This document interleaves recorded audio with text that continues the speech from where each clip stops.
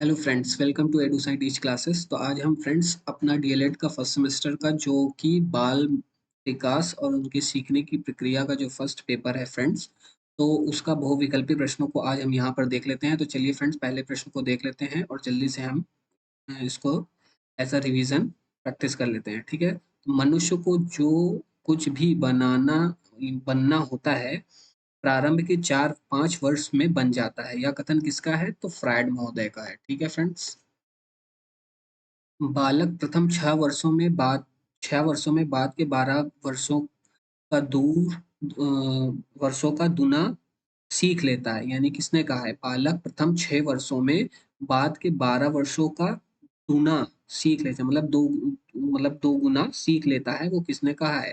तो ये किसने कहा है? ये गैसल महोदय ने कहा है। ठीक है फ्रेंड्स।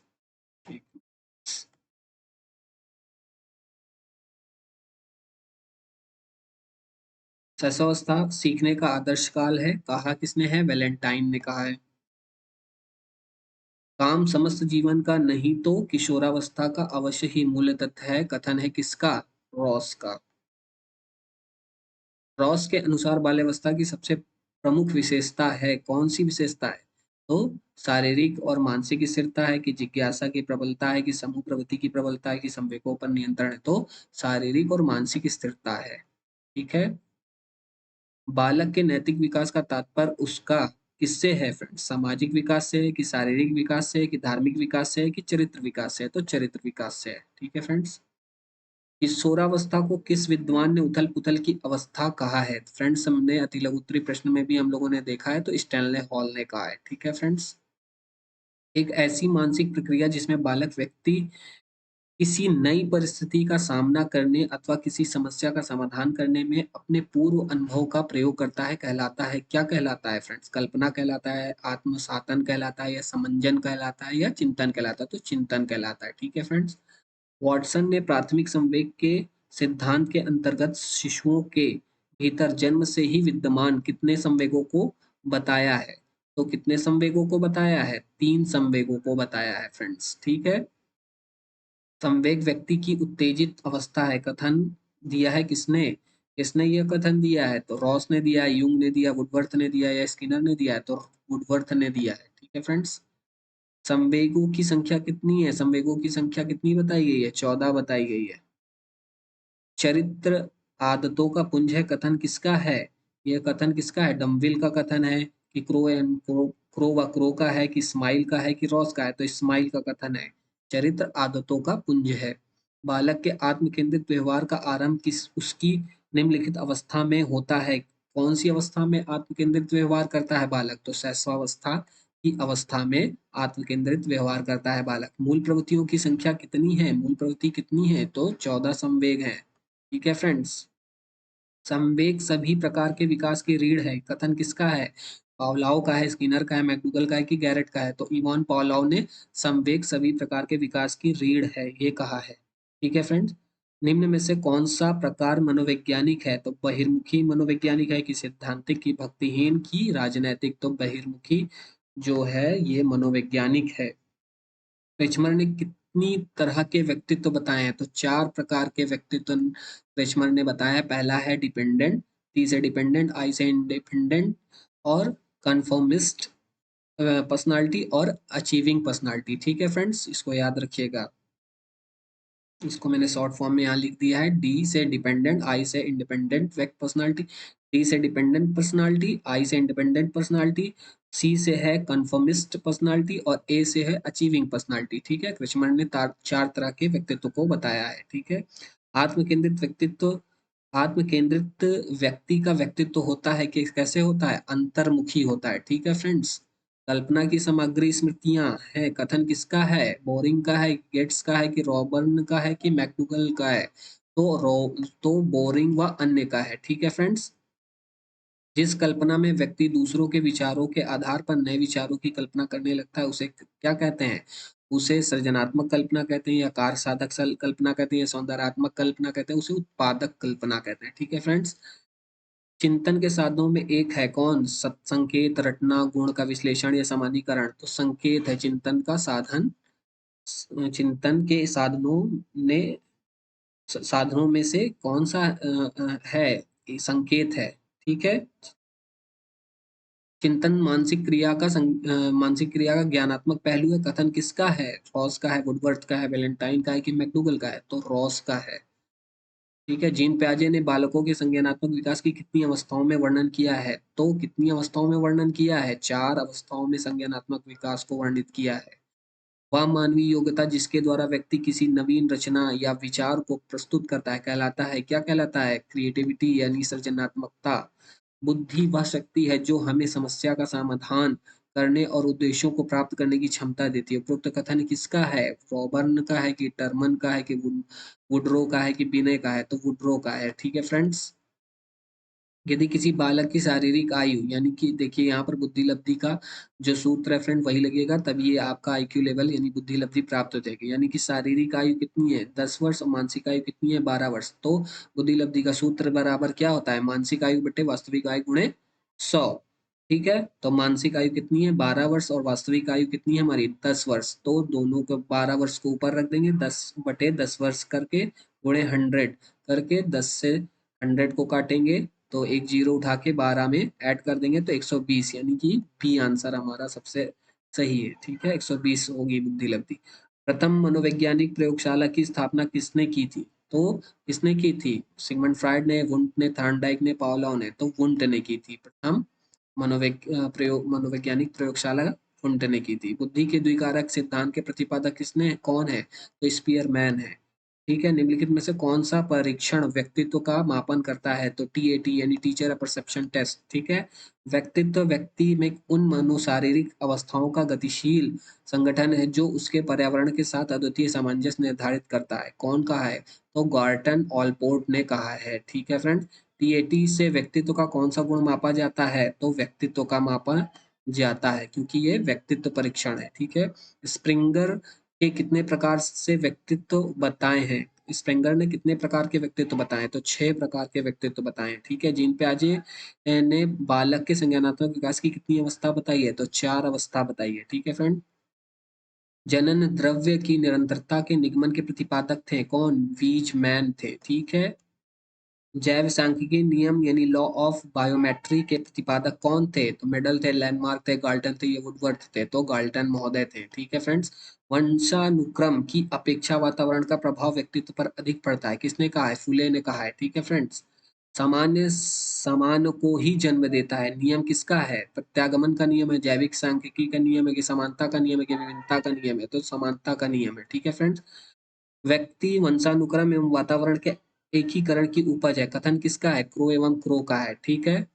आनुवांशिकता का वाहक होता है, कौन होता है, आरएनए होता है कि केंद्रक होता है कि जीन्स होता है कि सिरा होता है, तो जीन्स होता है, ठीक है। सीखना विकास की प्रक्रिया है, कथन किसका है, वुडवर्थ का, स्किनर का, थॉर्नडाइक, प्रो एम प्रो का है, तो वुडवर्थ का है। सीखना सामंजस्य की प्रक्रिया है, किसने कहा है, थॉर्नडाइक ने, वुडवर्थ ने, कॉल सैनिक ने या स्किनर ने, तो स्किनर ने कहा है, ठीक है फ्रेंड्स। सीखने को प्रभावित करने वाला सबसे महत्वपूर्ण कारक कौन है, प्रेरणा, ध्यान, रुचि या स्मृति, तो प्रेरणा, यानी आप मोटिवेट होंगे तभी तो आप सीखेंगे फ्रेंड्स। करके सीखना, सीखने की सबसे महत्वपूर्ण विधि किसने का मतलब विधि, सबसे महत्वपूर्ण विधि है, किसने कहा है, किसने कहा है, फोरबेल ने कहा है कि सिम्पसन ने कहा है कि क्रो ने कहा है कि वुडवर्थ ने कहा है, तो फोरबेल ने कहा है, ठीक है फ्रेंड्स। अभ्यास और अनुभव के द्वारा व्यवहार में होने वाला परिवर्तन कहलाता है, क्या कहलाता है, अधिगम कहलाता है, ठीक है फ्रेंड्स। यानी कि जब हमारे व्यवहार में कोई भी अभ्यास या अनुभव के द्वारा व्यवहार में परिवर्तन होता है तो उसको अधिगम कहते हैं, ठीक है फ्रेंड। अति लघुत्तरी प्रश्नों में हम लोगों ने कल पढ़ा भी है, ठीक है। आपने अगर वो वीडियो नहीं देखी तो प्लेलिस्ट में है। संबंध प्रतिक्रिया सिद्धांत का प्रतिपादन किया है, पावलाव ने, हलगार्ड ने या स्किनर ने, तो पावलाव ने किया है, ठीक है फ्रेंड्स। प्रबलन सिद्धांत का प्रतिपादन किया है किसने, हल ने, स्किनर ने, टॉलमैन ने या गुथरी ने, तो हल ने किया है, प्रबलन का सिद्धांत दिया है हल ने। सूझ के सिद्धांत के प्रतिपादक कौन है, कोहलर महोदय है, ठीक है फ्रेंड्स। ये हम लोगों ने कल पढ़ा भी है। क्रिया प्रसूत अधिगम सिद्धांत के प्रतिपादक कौन है, टॉलमैन है, स्किनर है, कोहलर है, क्रो है, तो स्किनर महोदय है। सूझ एवं यानी क्रिया प्रसूत अधिगम सिद्धांत के प्रतिपादक स्किनर महोदय है। सूझ वास्तविक स्थिति का आकस्मिक या तत्कालिक ज्ञान है, कथन किसका है, कोहलर महोदय का है, ठीक है फ्रेंड्स। कोहलर ने अपने सीखने के सिद्धांत का प्रतिपादन किसके ऊपर प्रयोग करते हुए करते हुए किया था, तो वनमानुष पे, ठीक है। जिसका नाम क्या था फ्रेंड्स, इसका वनमानुष का जो कोहलर ने वनमानुष पे प्रयोग किया था, उस वनमानुष का नाम क्या था? प्लीज हमें कमेंट बॉक्स में लिख के बताइएगा, नहीं तो मैं तो बताऊंगा ही। ठीक है फ्रेंड, अगर आप लोगों ने वो नहीं पता तो अति लघु उत्तरीय वाले प्रश्न आप देखेंगे तो उसमें नाम है। ठीक है फ्रेंड्स, पहली परिस्थिति में प्राप्त ज्ञान, कुशलता, आदतों या अन्य क्रियाओं का दूसरी परिस्थिति में प्रयोग करना स्थानांतरण है। कथन है किसका? क्रो एवं प्रो का, स्किनर का, कोल सैनिक का या थॉर्नडाइक का? तो कोल सैनिक का है। ठीक है, सामान्य तत्व के सिद्धांत के प्रतिपादक कौन है? ये लोन है, स्किनर है, स्पीयरमैन है या थॉर्नडाइक है? तो थॉर्नडाइक महोदय है। ठीक है फ्रेंड्स, सामान्यीकरण के सिद्धांत के प्रतिपादक कौन है? थॉर्नडाइक है, स्किनर है, सी एच चड है या थॉर्नडाइक है? तो सॉरी फ्रेंड, यहाँ पर सी एच चड है। ठीक है, तो सी एच चड। गेस्टाल्टवादी विचारकों में प्रमुख हैं कोहलर, स्किनर या सी एच जेड है या उपयुक्त सभी हैं? तो यहाँ पर भी फ्रेंड्स ये है सी एच जेड है। ठीक है, जेड है। ठीक है, यहाँ पर देखिए फ्रेंड, यहाँ जेड लिख गया, यहाँ जेड लिखा है, जो कि नेम सेम है। ठीक है फ्रेंड्स, किसी विषय, कार्य अथवा परिस्थिति में अर्जित ज्ञान द्वारा अन्य किसी कार्य, विषय अथवा परिस्थिति में लाभ प्राप्त होना कहलाता है। क्या कहलाता है आपको? तो अल्पकालिक स्मृति या दीर्घकालिक स्मृति या अनुकरण या अधिगम अंतरण? तो अधिगम अंतरण कहलाएगा। ठीक है फ्रेंड्स, शिक्षक के पास जितने भी साधन उपलब्ध हैं उस उनमें उनमें सर्वाधिक महत्वपूर्ण क्या है? प्रेरणा, रुचि या परिपक्वता या स्मृति? तो प्रेरणा सबसे महत्वपूर्ण है। ठीक है, व्यक्ति व्यक्ति में विद्यमान वह शक्ति जिसके कारण वह किसी कार्य को करने अथवा न करने के लिए बाध्य हो जाता है, कहलाता क्या है? अभिप्रेरणा या संवेदन या अभिसरण या प्रतिगमन? तो अभिप्रेरणा कहलाता है। ठीक है, किसी दूसरी वस्तु की अपेक्षा एक ही वस्तु पर चेतना का केंद्रीकरण, अवधान, कथन है किसका है? क्रो एवं प्रो का, वुडवर्थ का, डम्बिल का या एवरिल का है? तो किसका है ये? वुडवर्थ महोदय का है। ठीक है फ्रेंड्स, अभिरुचि गुप्त अवधान है, अवधान अभिरुचि है। यह कथन किसका है? मैकडूगल का है, ट्रेवर का है, वुडवर्थ का है या स्किनर का है? तो मैकडूगल महोदय का है। ठीक है फ्रेंड्स, विभिन्न तथ्यों के बीच किसी एक ही तथ्य पर मन को एकाग्र किए रहना कहलाता है क्या? अभ्यास या ध्यान लगाना या प्रत्याभिज्ञा या प्रत्यास्मरण? तो ध्यान लगाना होगा। ठीक है, कल हम लोगों ने इसमें अति लघुत्तरी में भी हम लोगों ने प्रश्नों को देखा है कि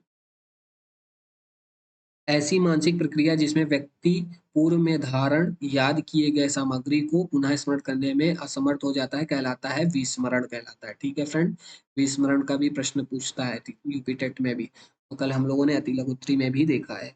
सांख्यिकी गणना का विज्ञान है, परिभाषा दी है किसने? सांख्यिकी गणना का विज्ञान है, परिभाषा किसने दी है? तो बाउले ने दी है। ठीक है, सांख्यिकी का जन्मदाता कौन, मतलब किसे कहा जाता है? तो अकेनवाल को या केंडाल को या बाउले को या टेट को? तो अकेनवॉल को कहा जाता है। समांतर माध्य का प्रतीक क्या है? तो एक्स की पावर माइनस। ठीक है, इसको समांतर माध्य का प्रतीक कहा जाता है। सीमांत मूल्यों का सर्वाधिक प्रभाव पड़ता है क्या? तो समस्त माध्य पर, यानी समांतर माध्य पर, सॉरी फ्रेंड्स। 24 कौन सा माध्य स्थित माध्य यानी पोजिशनल एवरेज है? तो हर्तमक माध्य है या माध्यिका है या समांतर माध्य है या गुणोत्तर माध्य है? तो माध्यिका कहलाया जाएगा। ठीक है फ्रेंड्स, श्रेणी में बहुलक की आवृत्ति सबसे अधिक होती है, सबसे कम होती है या आप सभी स्थिति में संभव शून्य होती है? तो सबसे अधिक होती है। ठीक है, समूहन रीति यानी ग्रुपिंग मेथड संबंधित है, किससे संबंधित है? तो बहुलक से संबंधित है। ठीक है फ्रेंड्स, माध्यिका की गणना में श्रेणी को व्यवस्थित किया जाता है किसमें? आरोही क्रम में या अवरोही क्रम में? अवरोही क्रम में या अवरोही में या आरोही अथवा अवरोही क्रम में, पहले आरोही फिर अवरोही? तो ये होगा आरोही अथवा अवरोही क्रम में। ठीक है, श्रेणी का प्रत्येक पद गणना में सम्मिलित होता है किसमें? बहुलक में, समांतर माध्य में या माध्यिका में या सभी में? तो समांतर माध्य में होगा। ठीक है फ्रेंड्स, विभिन्न दूरियों की औसत गति निकालने में प्रयुक्त होता है क्या? समांतर माध्य। फ्रेंड्स, आज की क्लास में बस इतना ही। आगे कुछ न्यूमेरिकल टाइप के क्वेश्चंस है, उसको हल करने के लिए मुझे यहाँ पर पेन टैप की ज़रूरत पड़ेगी, तो इसलिए यहाँ तक ही आज हम क्वेश्चंस करेंगे। उसके बाद कल से हम आगे कैरी ऑन करेंगे। ठीक है फ्रेंड?